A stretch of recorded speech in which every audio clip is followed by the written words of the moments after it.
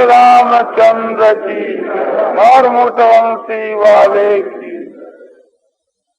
आपने कहा कि थोड़ा समय के माई उद्धार हो जाए ऐसी बात को यदि तेजी के साथ साधन किया जाए तो 8 पहर में उद्धार हो जाता है 24 घंटा। इसके लिए प्रमाण है पद्म पुराण के में कथा आती है और स्कंद पुराण में और विष्णु पुराण के मां छठे अंश के दूसरे अध्याय में वेद व्यास जी कहते कि सतयुग के मां 10 वर्ष साधन करने से जो कार्य की सिद्धि होती थी त्रेता के बीच में 1 वर्ष में होने लगी और द्वापर में 1 महीने में और कलयुग के बीच के वहां 1 अवरात्र में इसकी सिद्धि हो जाती। तो ये बात एक प्रकार से ऋषियों ने कही। अब ये बात बतलाई जाती है कि भी किस प्रकार का साधन करने से थी समझो कि आपने 1 दिन में कल्याण हो जावे। तो ये पूछा जाता है कि ध्रुव जी का कल्याण कितने दिन में होया कि 5.5 महीनों। 5.5 महीनों में शेष का जो महीना है वो एक प्रकार से थी बहुत उच्च कोटि का था। ओम नमो भगवते वासुदेवाय इस मंत्र का उन्होंने जप किया और चतुर्भुज मूर्ति का विष्णु भगवान का ध्यान किया और समझो कि अन्न और जल का भी त्याग कर दिया। शेष के महीने में हवा का भी त्याग कर दिया और एक पर से खड़े होकर करके और समझो उन्होंने परमात्मा का नाम का जप स्वरूप का ध्यान किया। न खाना न पीना न सोना इस प्रकार से और न श्वास देना। तो समझो कि जब सतयुग के बीच के वहां 1 महीना अंतिम लगा सब मिलाकर 5.5 महीना गिन लो तो उस हिसाब से थी जब त्रेता युग होता तो और भी कम समय में जी को परमात्मा की प्राप्ति हो जाती और द्वापर युग के बीच के मत तो समझो कि 1 महीने या 15 दिन में ही हो जाती। तो आज कलयुग के में तो उस प्रकार की कोई तपस्या 1 दिन भी करे तो उसका कल्याण हो जाना चाहिए। युक्ति संगति है 1 दिन भी उस हिसाब को हम लगाना तो 1 दिन भी नहीं लगाना चाहिए क्योंकि सतयुग की जो 1 साल है सो कलयुग का 1 दिन है और वो तो 5.5-6 महीना ही साधन किया तो उनको साल भर भी नहीं लगी। तो उस प्रकार का साधन करने से समझो कि 1 दिन भी नहीं लगाना चाहिए। तो मान लो अधिक से अधिक 1 दिन लगे इसलिए उसने श्वासों को चढ़ा दिया काम से और हम लोग उस विद्या को जानते नहीं है योग विद्या को इसलिए हमारे लिए ये एक प्रकार से रियायत होनी चाहिए श्वासों की। तो श्वासों की रियायत होने से नहीं तो आधा दिन में होना चाहिए उस हिसाब से तो 1 दिन बहुत काफी। तो ध्रुव जी के माफक हम जप और ध्यान करें 8 पैर श्वास तो हम चढ़ा नहीं सकते तो भी एक प्रकार से बिना श्वास के चढ़ाए भी उसकी माफक हम 8 पैर तपस्या करें तो उस हिसाब से हो जाना चाहिए। यदि कहो कि आप कहते हो कि भी हो जाएगा बोलो हम कहेंगे जो तो उसका क्या मूल्य है। कानून से एक प्रकार से यह बात सिद्ध हो जाती है कि 1 दिन के ये कार्य सिद्ध हो जाना चाहिए। आज कलयुग का समय है धरती की माफक 1 पर से खड़े होकर के न खावे न सोवे न कुछ पीवे समझा न टट्टी पेशाब करें कुछ भी नहीं करें रात की नींद भी नहीं लेवे और 8 पैर 1 पैर से खड़े होके करें। इसके वहां ये 2 बात प्रधान है कि भगवान के नाम का जप और भगवान के स्वरूप का ध्यान इसमें तो कमी आनी नहीं चाहिए। खास चीज तो वही है प्राप्त कराने वाली। बोले भी 1 दिन की बात कही आप कहा कि 1 क्षण के में हो जाए शायद हमारे से बने नहीं बने पर बात तो सुन लियो है। क्षण के में हो सके क्षण में हो सके मिनट में हो सके तो 1 मिनट में हो ये भी बताओ और 1 क्षण में हो ये भी बताओ। 1 कोई महात्मा थे, इसी प्रकार से वे कह रहे थे। तो एक भक्त ने कहा कि हमको तो 1 मिनट के वहां भगवान की प्राप्ति का उपाय बतलाओ। बोले बहुत ठीक है, तुम स्नान करके आए कि नहीं? बोले स्नान तो नहीं किया। बोले चलो गंगा में स्नान कर। तो उनको साथ में ले गए गंगा के में स्नान करने के लिए। दोनों आदमियों ने जाकर के गंगा में डुबकी लगाई और साधु उसको खूब संडा में संडा था, उसको गंगा में लेकर के बैठ गया, दबा दिया। अब वो खूब एक प्रकार से कोशिश करता है कि मैं गंगा के बाहर निकलूं। ऐसा दुख पाता है कि मानो प्राण निकली। तब जब 1 मिनट हो गया उसको छोड़ दिया। 1 मिनट के बाद वो बाहर में आया तो एक हाँप गया और कहा कि आप हमारे को जान मारने के लिए लाए थे क्या? बोले नहीं, 1 मिनट के वहां भगवान की प्राप्ति का उपाय बतलाने के लिए। बोले वाह, ये भगवान की प्राप्ति का उपाय है कि जान मारने का उपाय? अब 1-2 मिनट हो रहा था करे तो हम तो मर जाते। बोले जब तुम्हारे को 1 मिनट के लिए मैंने दबा दिया तो तुम्हारी कैसी इच्छा हुई? बोले ये इच्छा हुई कि किसी प्रकार से हमको बाहर निकाला जाए तो हमारा प्राण बचे, नहीं तो मरे। तो बोले जिस प्रकार से तुम्हारे को जल में डुबा दिया और उस जल के बाहर निकलने की तुम्हारी जो तीव्र इच्छा हुई, इस प्रकार की तीव्र इच्छा इस संसार सागर से बाहर निकलने की होनी चाहिए। ऐसी कभी इच्छा तुम्हारी होती है? बोले ऐसी तो नहीं हो, तो ऐसी इच्छा होनी चाहिए। एक नदी में डूबने से, गंगा के वहां डूबे हुए बाहर निकलने की इच्छा हुई, तो इस संसार सागर से भी बाहर निकलने की ऐसी तीव्र इच्छा होनी चाहिए। दूसरी बात यह है कि भगवान के वीर्य के बीच के मां गोपियां जब व्याकुल हो गई तो भागवत के 10वें स्कंद के पूर्वार्ध के मां यह बात दिखलाई कि जब भगवान रास पंचाध्यायी कह रहा है कि रात करते करते रात्रि के बाद जब अंतर्धान हो गई, वो समझो कि आश्विन महीने की पूर्णिमा की रात्रि थी, शरद ऋतु थी। और उस शरद ऋतु के पूर्णिमा के रात्रि के बीच के बाद भगवान ने सबके साथ में मिलकर नाचना गाना बजाना प्रयास किया और फिर अंतर्धान हो गए। उसके बाद में गोपियों की दशा बड़ी भारी व्याकुल हो गई। आखिर में उनकी ऐसी व्याकुल अवस्था हो गई कि भगवान जी नहीं प्रकट हुए तो उनके प्राण लेने मुश्किल, तब भगवान तुरंत प्रकट हो गए। तो इस प्रकार की हम लोगों की दशा हुए तो 1 मिनट में भगवान प्रकट हो सकते हैं, गोपियों की जैसी। और जिस दिन भगवान मिलेंगे तो वो अंतिम क्षण तो एक क्षण ही होगी। तो अंतिम क्षण में जिस क्षण के वहां भगवान के दर्शन होते हैं, वैसी स्थिति आज हमारी हो जाए तो आज भगवान मिल सकते हैं। भगवान ये थोड़ा है कि तुम 2 वर्ष या 5 वर्ष 10 वर्ष साधन करो। भगवान तो एक प्रकार से भाव देखते हैं। हमारा हृदय का भाव ऐसा होना चाहिए कि समझो कि ऐसा।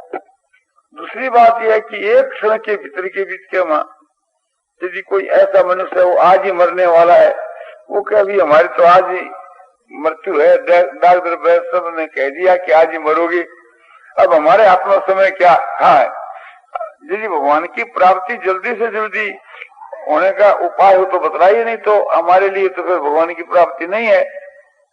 तो उसको ये उपाय बताया जाता है कि अब से लेकर मरण तक, चाहे तू घंटा के बाद मर जा, चाहे 6 घंटा के बाद मर जा, किंतु अब से लेकर मरण तक भगवान को मत भूल, भगवान को हर वक्त याद रख, फिर तुम्हारा आज कल्याण हो जाएगा। क्यों? अब से लेकर मरण तक तुम भगवान को याद रखेगा तो ये श्लोक तुम्हारे लागू पड़ जाएगा कि अंतकाली तो मामी वस्तु मुक्त कलीवरम ये प्रयाति सम्मत भावम याति ना तत्संशय। अंतकाल के वहां मेरा समय करता है, शरीर को त्याग कर जाता है, मेरे भाव को प्राप्त होता है, इसमें कोई शंका की बात नहीं है। भगवान ने गीता के 8वें अध्याय के 5 के श्लोकों में यह बात कही है।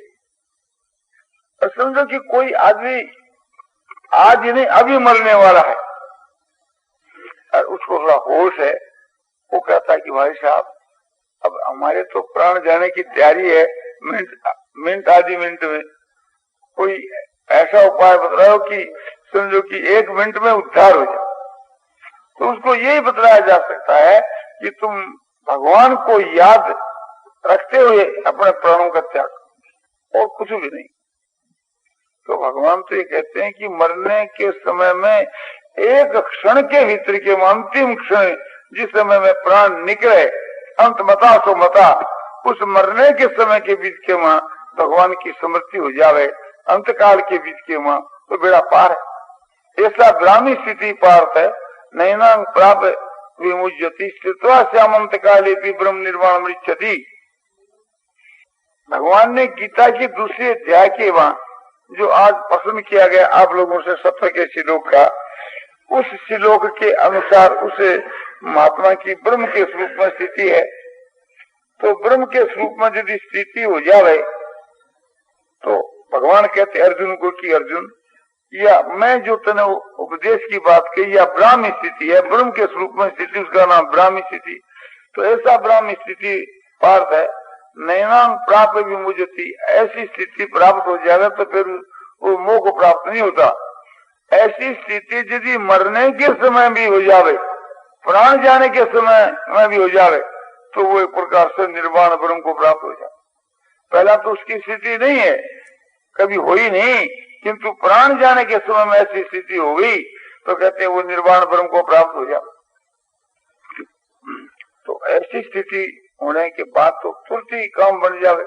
और ऐसी स्थिति हमारी अभी हो जावे, ऐसी हो जाए कि जब भगवान की प्राप्ति होती है, जिस पुरुष को भगवान की प्राप्ति होती है, और प्राप्ति के समय में समझो कि जैसा उस पुरुष का भाव है, साधक पुरुष का जैसा भाव है, ऐसा भाव आज हमारा हो जाए तो आज ही अभी परमात्मा की प्राप्ति हो जाए। ऐसा भाव होना चाहिए। कि कैसा भाव? कि जैसे एक प्रकार से भरत जी का भाव था। कैसा भाव था? कि बीते अवधि रहे जो प्राण,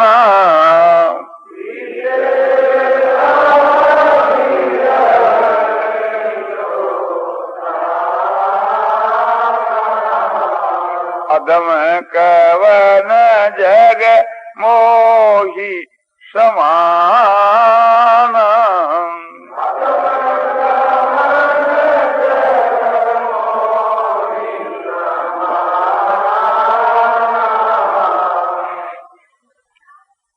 अवधि बीत जा और फिर मेरे प्राण रह जाए तो समझना चाहिए कि मेरे समान कोई पापी नहीं।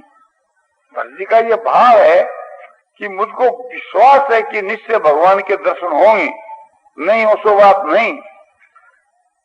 किस बात को लेकर ये विश्वास है कि भगवान के विरुद्ध को लेकर के जन अवगुण प्रभु देखन काऊ और दीन बंधु अति मृदुल स्वभाव। भगवान अपने दासों के दोष की तरफ नहीं देखते, उनका स्वभाव बड़ा कोमल है और दिनों के बंधु, और मैं दीन हूं। तो इस बात को देख करके मुझको ये भरोसा है कि भगवान अवश्य मिलेंगे, और यदि कोई कारण से न मिले तो भगवान के वियोग के बीच में मेरे प्राण नहीं रहेंगे, अवधि तक तो रहेंगे, फिर मेरे प्राण नहीं रहेंगे। अवधि कितनी है? एक दिन की रहा, एक दिन अवधि हजारा, समुझत मन दुख भय हुआ पारा। तो ऐसा जो भक्त का जो भाव है, ऐसा भाव हो गया तो समझो कि अपने अवधि के लेंगे भी, उनके अवधि का एक ही दिन रहा था, अपने एक दिन अवधि का बांध लेने कि आज से कल तक भगवान की प्राप्ति होनी चाहिए, नहीं हो तो फिर एक प्रकार से हमारे प्राण नहीं रहने चाहिए। अर्जुन ने तो अवधि बांधी थी ना, अब रहा एक ही दिन, तो एक दिन के बीच के वहां भगवान मिल सके, भरत की माफक अवधि बांध ले हुए। और एक प्रकार से भरत जी का ये कहना है कि यदि भगवान समय पर नहीं आएंगे तो देह में प्राण नहीं रहेंगे। तो समझो कि एक प्रकार से विरह की व्याकुलता में हमारे प्राण निकल जाए, और यदि रह जाए तो फिर हमारे को अग्नि जलाकर उसमें प्रवेश होना होगा। तो समझो कि ऐसा तो हट करके हर आदमी प्राणों का त्याग कर सकता है। इस प्रकार से थी तो समझो कि वो तो एक प्रकार की आत्महत्या हुई, अग्नि में प्रवेश करके प्राणों का त्याग कर देना। तो समझना चाहिए कि यदि मैंने ये काम करना पड़े कि अग्नि में प्रवेश होकर प्राणों का त्याग करना पड़े तो मेरे समान कोई पापी नहीं। यदि मैं वास्तव में सच्चा भगवान का प्रेमी समझा जाऊंगा तभी कि भगवान मन दर्शन दे, और नहीं दर्शन दे तो भगवान के विरह की व्याकुलता में समझो कि दे पात वहां, और भगवान मिले भी नहीं और दे भी पात न हुए तो फिर यह समझना चाहिए कि भी मैं केवल पाखंड ही करता हूँ, लोगों को भक्ति दिखलाता हूँ, मेरे वास्तव में भक्ति है तो फिर मेरे समान कोई अदब नहीं। इस प्रकार से विचार करते करते अब फिर उनका और भी भाव बदल गया तो ऐसा हो गया कि मरने की तैयारी होगी, एक दिन किसको आवे और भगवान को एक दिन बाद पहुंचना है। अब इसकी दशा तो एक दिन की पहला ही हो गई। कैसी दशा हुई कि राम वीर सागर में है भरत मगन मन हो,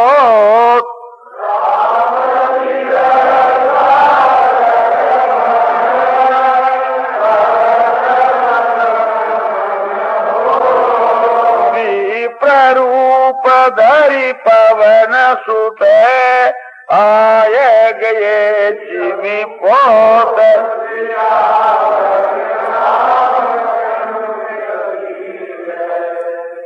राम का जो विरह है वियोग वो ये सागर, उसके वहां भक्त का जो मन है वो मगन हो गया।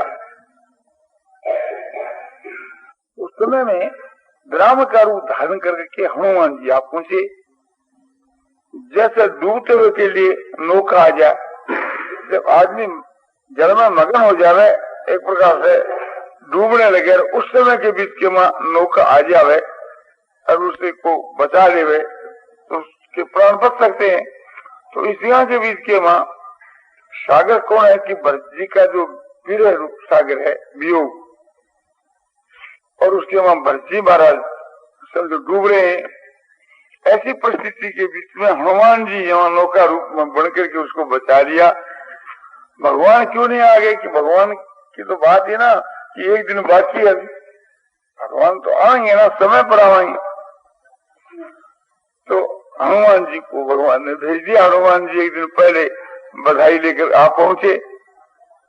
हनुमान जी क्या देखते हैं कि भरत जी की दशा को देख करके मुग्ध हो जाते हैं। हनुमान जी देखते हैं भरत को, वही देव की कुशासन है जटा मुकट कृष गात,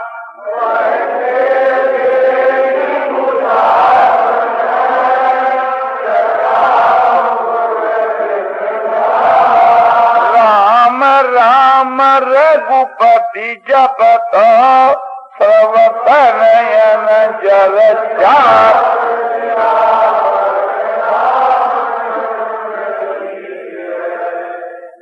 हनुमान जी ने देखा कि भरत जी महाराज कुशा के आसन पर बैठी,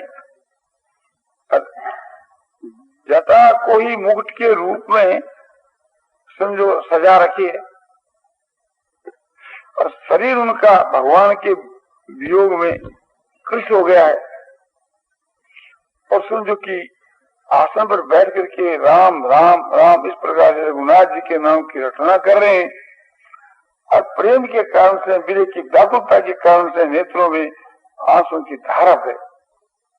ये देख करके हनुमान जी ने उसको खबर दी कि हाँ, जिनके नाम की तुम रचना लगा रहे हो वे श्री राम लक्ष्मण और सीता के सहित आप हो।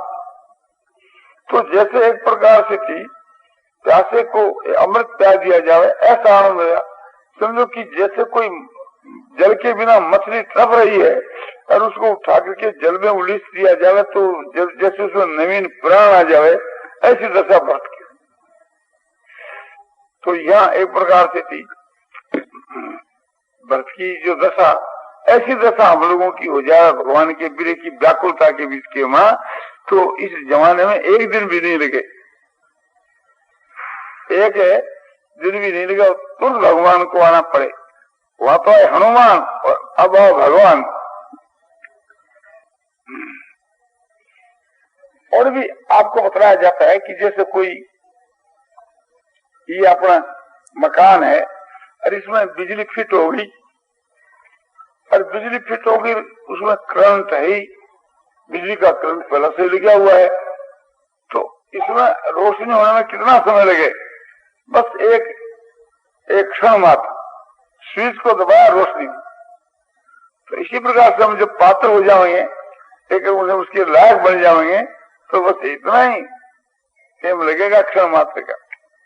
एक क्षण मात्र के वहां समझो कि रोशनी हो जाती। दूसरी बात यह कि जैसे एक कोई पहाड़ की गुफा है, अंधेरी गुफा, उस अंधेरी गुफा के बीच के वहां रोशनी नहीं, अंधकार है, और उस गुफा में कभी रोशनी हुई ही नहीं, लाखों वर्ष बीत गए, लाखों वर्षों में कभी रोशनी हुई नहीं। तो वहां कोई जाकर के और तुरंत एक प्रकार से समझो कि गैस की बत्ती के आग लग, गैस की बत्ती जला देवे, उसी वक्त प्रकार रोशनी हो जाती है, अंधकार भाग जाता है। वो अंधकार ये नहीं कह सकता कि मैं यहाँ लाखों वर्षों से, हजारों वर्षों से हूँ और मेरा एक प्रकार से यहाँ कब्जा है, मैं एक दिन में, एक घड़ी, एक क्षण में कैसे चला जाऊं, कहना नहीं पड़ता। रोशनी होने के साथ ऐसा सब मामला खत्म हो जाता है, अंधकार का अपने आप ही नाश हो जाता है। जैसे रोशनी होने से अंधकार का नाश हो जाता है, इसी प्रकार से ज्ञान होने के साथ केवल ज्ञान का नाश हो जाता है। और विलंब क्या है, तैयारी होनी चाहिए। तो बोले ऐसा तैयारी हो सकती है क्या? बोले जरूर हो सकती है। भाव बदलाव क्या है? भाव यदि बदल जाए तो एक प्रकार से क्षण मात्र के वहां भगवान प्रकट हो जाए, भाव यदि बदल जाए। और भाव जब बदलता है तो क्षण में ही बदल जाता है। बोले भी आदमी एक प्रकार से, साधारण आदमी का भी भाव बदल जाता। बोले हाँ, जब भाव बदल जाता तो फिर क्या देरी। इस पर एक छोटी सी कहानी मैं आपको कहता हूं। एक भगवान का भक्त था, वो वृक्ष के नीचे बैठ करके समझो कि भजन ध्यान करता था। ध्रुव की मां पर एक प्रकार से तपस्या करता था। ध्रुव की जो तपस्या है, जप और ध्यान है, वो तो बहुत ही एक प्रकार से उच्च कोटि की थी। किंतु एक बार की बात आपको बताई जाती है, वृक्ष के नीचे बैठ करके जप करना, ध्यान करना और उपवास करना, तप करना, ये करता था। ध्रुव जी का जैसा तो नहीं, किंतु समझो कि किसी अंश के बीच के वहां अपेक्षाकृत ओं की अपेक्षा वो अच्छा था। एक दिन वहां नारद जी आ गए। नारद जी आए तो उनकी सेवा करी, पूजा करी, सत्कार किया, भोजन कराया और खुश हो गए। बोले वाह महाराज, आज मैं कृतकृत हो गया जो आप हमारे यहाँ पधार गए। नारद जी में बड़ी श्रद्धा, बड़ा प्रेम, और पूछा महाराज कहाँ पधारते हो? बोले मैं भगवान के परम धाम को जा रहा हूँ, वैकुंठ धाम को, भगवान से मिलने के लिए कोई जरूरी काम। तो महाराज एक काम मेरा भी कर दो। तुम्हारा क्या कर दे? बोले और कुछ नहीं, भगवान से ये पूछ लेना कि उस वृक्ष के नीचे बैठकर जो तपस्या करता है, आपका भजन ध्यान करता है, उसको भी कभी आपके दर्शन होंगे? तो बोले भाई हमारे इस पूछने में क्या है, भगवान जो कहेंगे आकर तुमको बतला दें। नारद जी बिना बजाते बजाते तब पहुंचे। भगवान देखा क्या नारद आ रहा है, मग्न हो रहा है। तो पहले तो नारद ने अपनी जो बात कही, जिस काम के लिए गए, उसके बाद बोले नारद तुम कहाँ से आ रहे हो? बोले प्रभु इस समय तो मैं जो एक आपका भक्त है समझा, वो एक वृक्ष के नीचे बैठकर जो तपस्या करता है, जप ध्यान करता है, वहां से आ रहा हूँ। प्रभु उसने भी एक बात पूछी है कि उसने कहा कि जब वहां जाते तो हमारा भी संदेशा भगवान के पास पहुंचाया दो। उसने ये पूछा है क्या कभी हमारे को भी भगवान मिलेंगे? और मिलेंगे तो कब मिलेंगे? तब भगवान ने थोड़ा सिर हिलाया, क्यों महाराज उसको क्या अच्छा भक्त है और सबकी खातिरी करता है, अरे भजन ध्यान भी खूब करता है, क्या उसको नहीं मिलेंगे आप? अरे बोलो नारद मिलेंगे तो सही, किंतु उस वृक्ष के जितने पत्ते हैं ना, उतने वर्षों तक इस प्रकार का जप ध्यान और तपस्या करते करते मिलेंगे। इतना वर्ष तक तपस्या करेगा तब हम मिलेंगे। बोले महाराज वो तो बेचारा मारा गया, कितना वृक्ष के कितना पत्ता है, कब तक जीवे नहीं जीवे, इतना वर्ष के बाद मिलोगे। बोले भाई नारद बात तो यही है, उनकी जो तपस्या है ना और उनका जो भजन ध्यान है, तो उसका हिसाब लगाकर मैं तुम्हारे को बतलाता हूँ कि भी इतने समय के बाद उसको दर्शन। क्या कर बेचारा नारद आ गया, वो उत्साह को बैठा, पूछता महाराज नाथ जी आज वहां जाए बोल जाए, मेरे विषय बात चली बोले चली, भगवान ने क्या कहा? नारद जी ने सिरधना भाई क्या बतलाऊं? नहीं बोले सच्ची बात कह दो, मिलेंगे क्या नहीं मिलेंगे? अरे बोले मिलेंगे तो सही, किंतु मिलेंगे इस वृक्ष के जितने पत्ते हैं उतने वर्षों के बाद। तो बोले ये बात भगवान ने कही कि आप कहते हो कि मिलेंगे सही, किंतु भगवान ने यह बात कही कि मिलूंगा।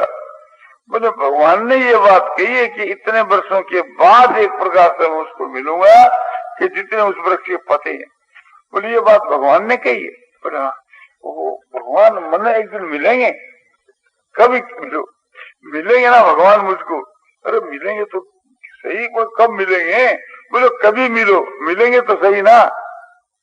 अब मिलने की उम्मीद में इतनी प्रसन्नता, इतना आनंद हुआ, हो मेरे जैसे आदमी को भी भगवान मिलेंगे और मिल सकते हैं, आज मैं किसके समान। अब वो इतना आनंद के वहां मुग्ध हो गया और नाचने लग गया, एक प्रकार से उसका भाव एकदम बदल गया। इसलिए में भगवान आ गए। भगवान आगे तो नारद ने कहा कि महाराज आपके आजकल ऐसे ही एक दूसरे से गप मारते। बोलो मुझको तो आपने ये कहा कि इतने वर्षों के बाद मिलूंगा, हर वर्ष तो दूर रहा, अभी आ गया। बोलो नारद जो तुम यहाँ से गया था उस वक्त इस की जो तपस्या का जो ढंग था ना, उसके लिए तो उतने वर्ष लगते, किंतु अब तो इसका वो भाव बदल गया, मैं ठहरू कैसे? तो समझो कि उसका भाव बदल गया, तो भगवान क्षण के बीच के वापस। इसी प्रकार से हमारा जब भाव बदल जाएगा तो बस फिर भगवान के मिलने मिलू भी क्या है? भगवान को करना है क्या है? जल्दी से जल्दी भगवान कैसे मिले, ये बात आपने पूछी और बदला दी। 9:20 हो गए। श्रीमन नारायण